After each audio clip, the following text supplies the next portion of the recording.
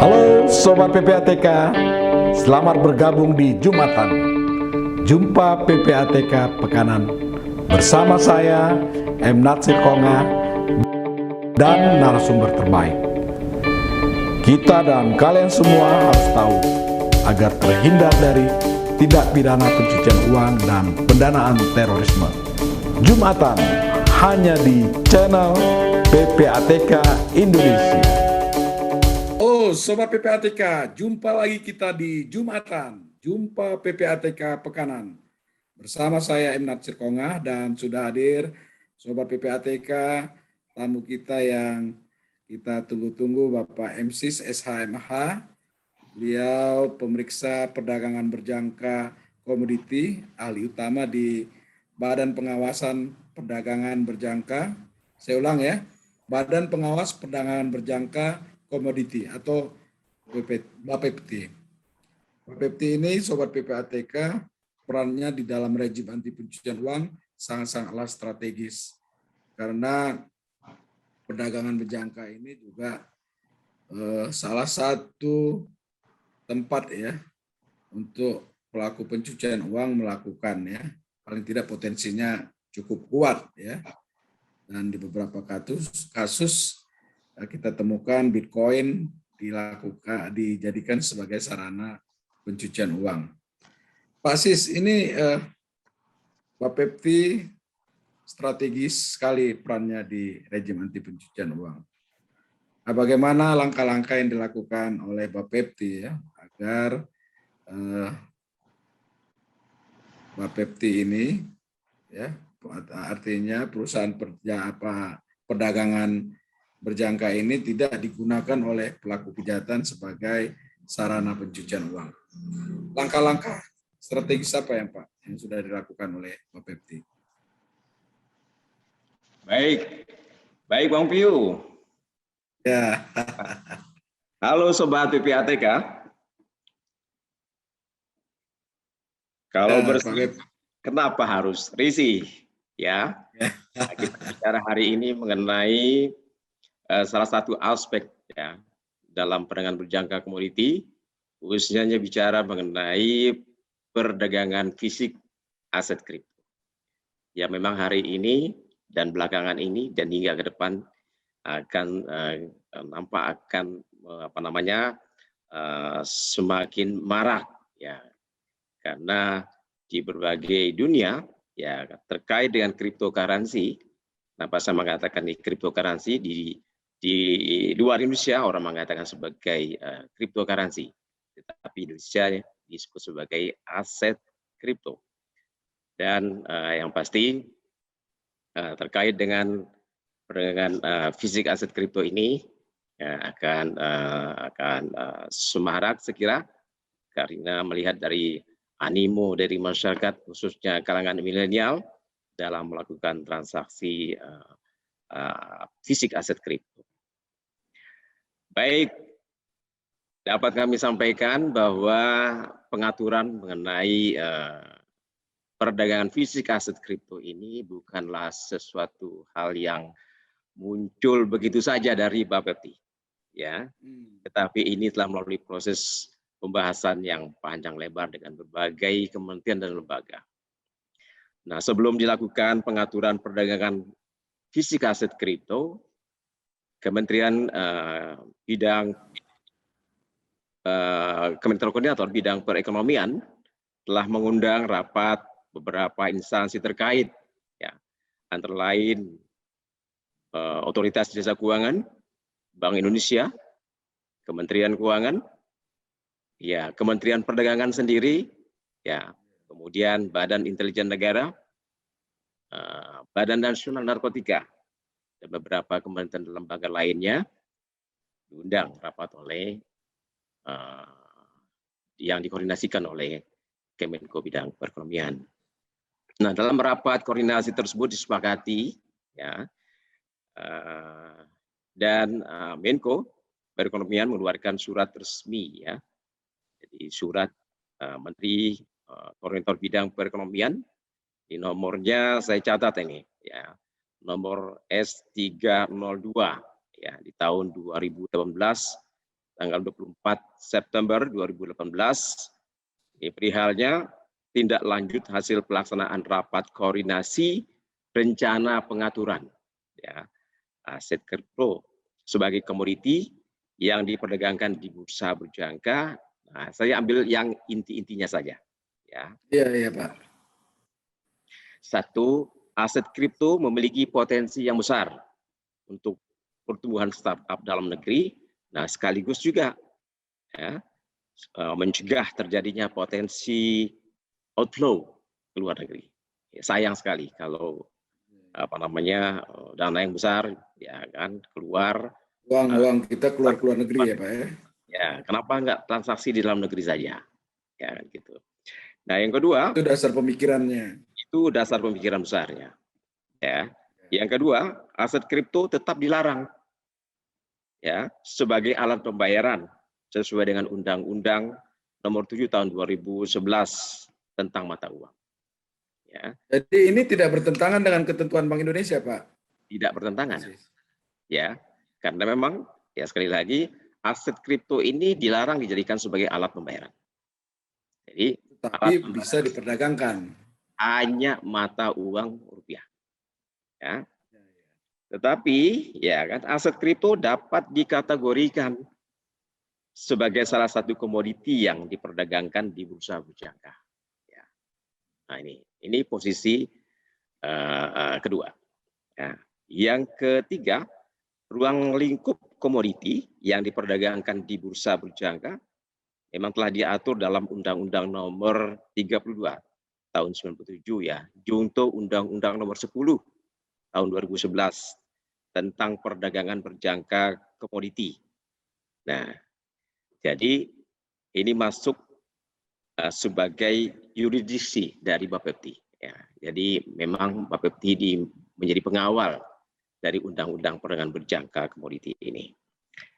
Nah, yang berikut aset kripto terlebih dahulu akan diatur dalam Peraturan Menteri Perdagangan ya terlebih dahulu ya.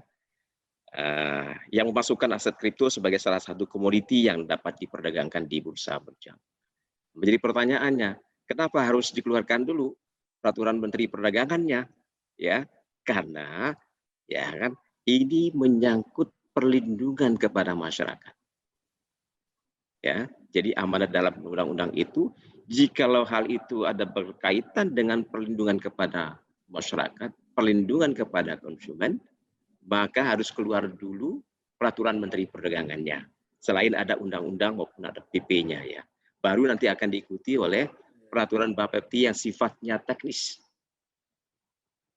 Nah, jadi itu poin yang yang keempat.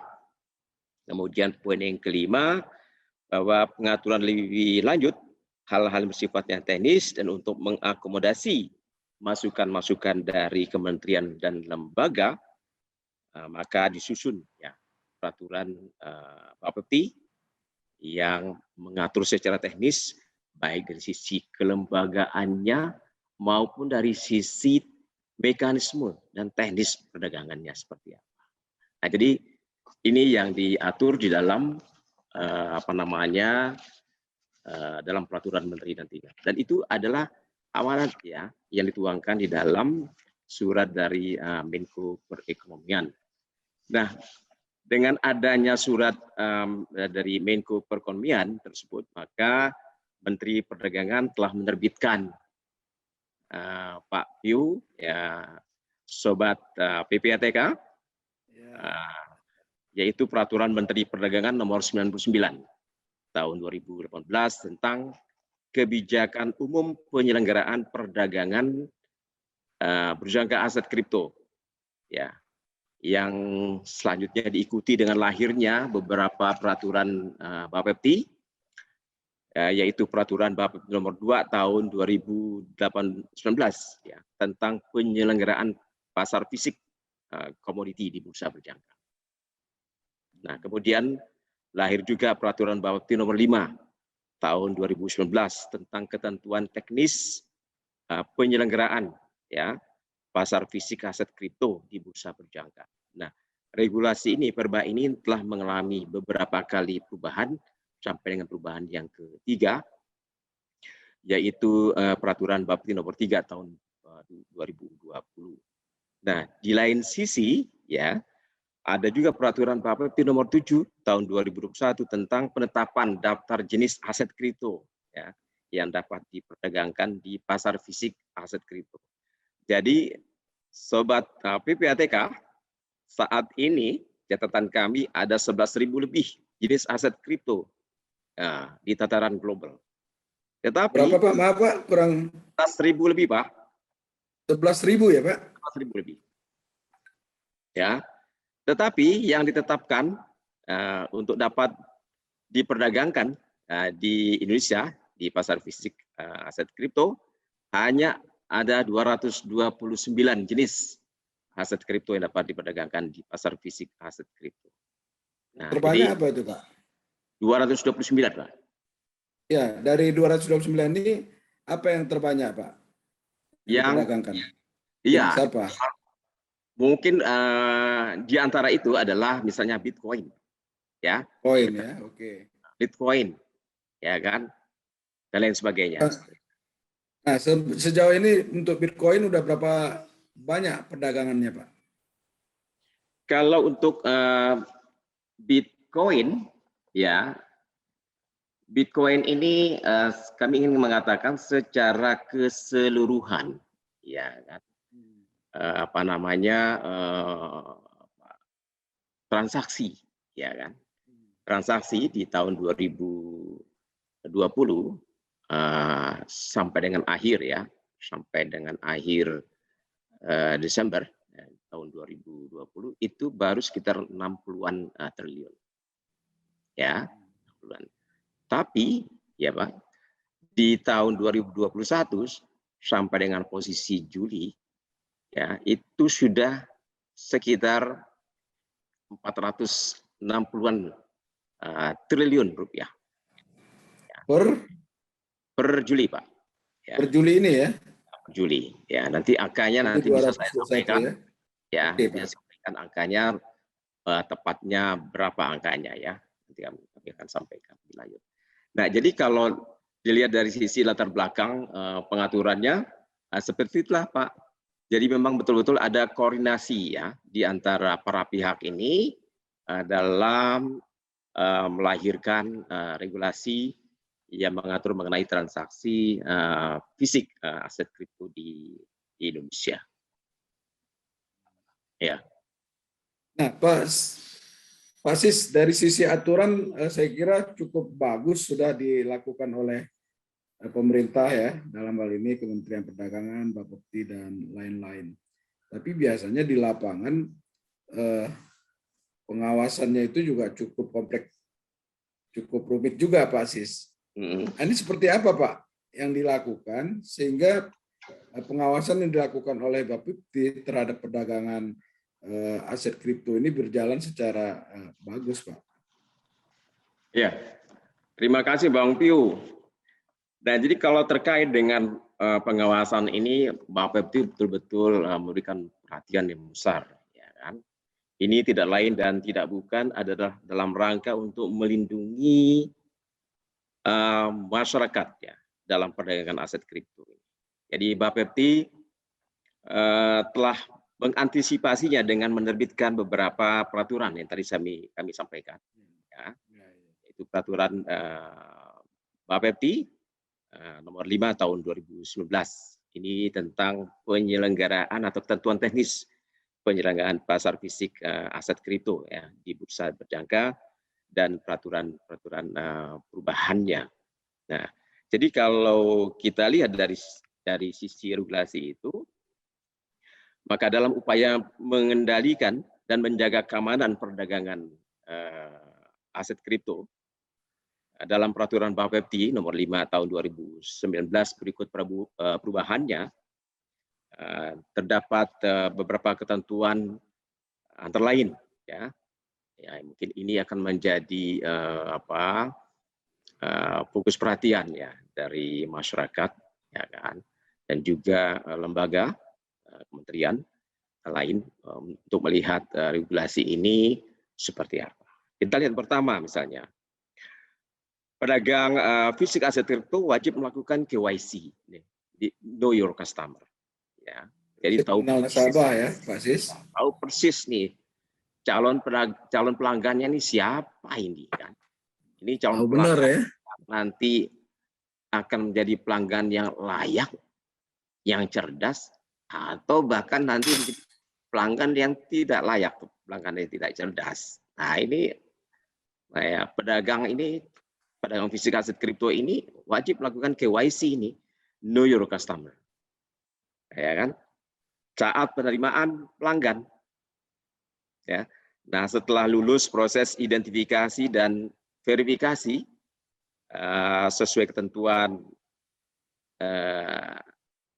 anti pencucian uang dan pencegahan pendanaan terorisme, ya kan, pelanggan dapat diberikan akun untuk transaksi perdagangan fisik aset kripto.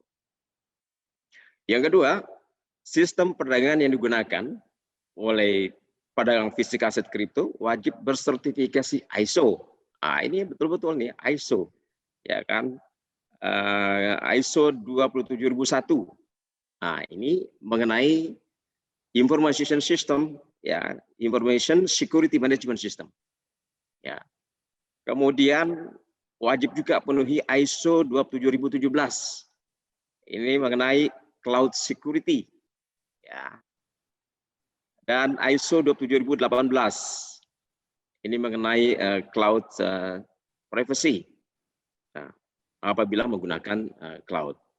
Dan yang tidak kalah penting adalah server untuk sistem perdagangan tersebut wajib ditempatkan di dalam negeri. Jadi sekali lagi wajib ditempatkan di dalam negeri. Ini adalah lex specialis. Ya. Supaya apa itu, Pak? Bagaimana, Pak?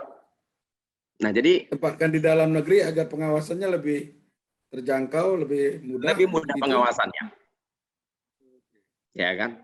Dan rekan-rekan Bapepti, ya kan, harus memperoleh akses untuk melakukan pengawasan, ya kan, terhadap server dan sistem yang dimiliki. Bayangkan kalau itu ditempatkan di luar negeri, susah, ya. Nah, oleh karena itu, ya kita wajibkan untuk ditempatkan di dalam negeri. Kemudian sistem perdagangan yang digunakan oleh pedagang fisik aset kripto wajib diaudit, ya, oleh lembaga independen yang profesional, ya, di bidang IT. Nah, ini lembaga ini juga harus memiliki tenaga auditor, ya, yang bersertifikat CISSA, ya, atau Certificate Information System Auditor.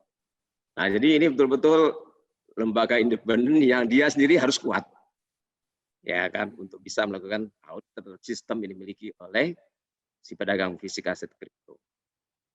Nah, yang berikut, pedagang aset kripto, ya, wajib menyediakan dan atau membuka akses terhadap sistem perdagangan yang digunakan.